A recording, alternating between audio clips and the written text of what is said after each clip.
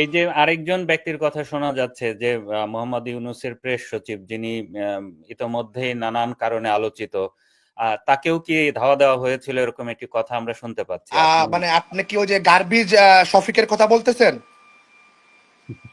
জি, যদি এই শফিক আলম।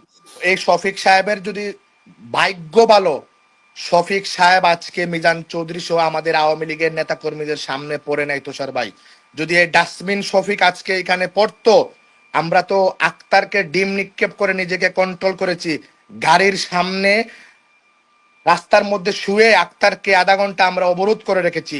এই ডাস্টবিন শফিককে যদি পাইতাম না, কসম কোদার এখানে রক্তের বন্যা কিন্তু বসে যাইতো ভাই। কারণ এই ডাস্টবিন শফিক আমাদের মমতাময়ী মা, বঙ্গবন্ধুর কন্যা, 18 কোটি মানুষের নয়নমণি শেখ হাসিনাকে নিয়ে কিভাবে খারাপ মন্তব্য করেছে, কিভাবে কিভাবে কি করেছে, আমি সেই শব্দ ব্যবহার করতে চাই না। তবে আপনাকে এতটা আশ্বস্ত করতে পারি, যদি 27 তারিখের ভিতরে 27 সেকেন্ডের জন্য যদি এই ডাস্টবিন শফিককে নিউ ইয়র্কের কোনো জায়গায় পাই, হয় মারবো না হয় মরবো। আমরা শেখ হাসিনার কর্মীরা, আমরা ভয়ে পালাই না কিন্তু। মিজান ভাই, এই যে আপনি বলছেন, কিন্তু আমরা যতদূর জানি মার্কিন যুক্তরাষ্ট্রে তো আইন কানুন খুবই কড়া। তো আপনি কি মানে আপনার বিরুদ্ধেও তো ব্যবস্থা নেওয়া হতে পারে, আপনি ভয় পাচ্ছেন না? দেখুন তুষার ভাই, একটা কথা বলি, আপনার যখন অস্তিত্বের লড়াই আসবে, আমি যখন ক্ষুধার্ত হব, আমার ঘরে খাবার না থাকলে রাস্তার আশেপাশে যে গার্বিজের ভিতরে খাবার থাকে, আমি কিন্তু সেই খাবারও এক সময় খাইতে কিন্তু দ্বিধাদ্বন্দ্ব করব না।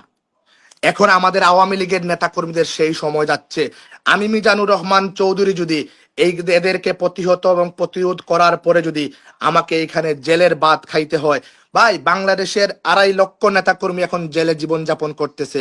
বাংলাদেশের 2.5 কোটি আওয়ামী লীগের নেতা কর্মী বাড়ি করে থাকতে পারতেছে না।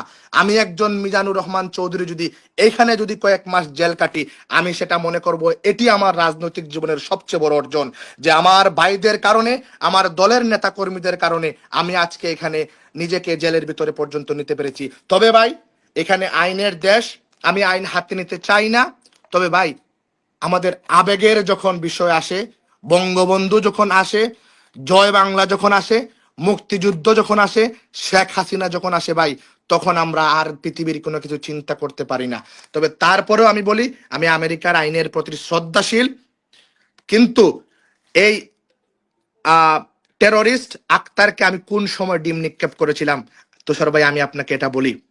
যখন আমি ওরে বলেছিলাম, ওর বিরুদ্ধে স্লোগান দিয়েছিলাম, সে বলেছে ইনকিলাব জিন্দাবাদ, তখনই আমি বলেছিলাম জয় বাংলা, এবং তখনই বলেছিলাম টেররিস্ট আক্তারকে আর যেতে দেব না।